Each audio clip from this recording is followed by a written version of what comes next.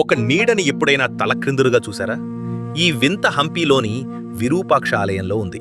ఈ ఆలయంలోని అత్యంత ఆశ్చర్యకరమైన విషయం ఏంటంటే, బయట ఉన్న 165 అడుగుల ఎత్తైన రాజగోపురం నీడ లోపల ఒక చిన్న చీకటి గదిలో గోడపై తలక్రిందులుగా కనిపిస్తుంది. 16వ శతాబ్దంలో దక్కన్ సుల్తానుల దాడిలో హంపీ నగరం మొత్తం నాశనమై శిథిలావస్థకు చేరిన విరూపాక్ష ఆలయం మాత్రం చెక్కుచెదరకుండా నిలిచింది. 17వ శతాబ్దంలో ఈ ఆలయాన్ని బిష్టప్పయ్య అనే శివభక్తుడు పునరుద్ధరించారు. బిష్టప్పయ్య ప్రతిరోజు పూజకు ముందు ఆ 165 అడుగుల ఎత్తైన గోపురం ఎక్కి అక్కడున్న కలశాన్ని తాకేవారు. ఆ కలశాన్ని తాకడం ద్వారా స్వయంగా ఆ శివుడి పాదాలను తాకిన అనుభూతిని పొందేవారు.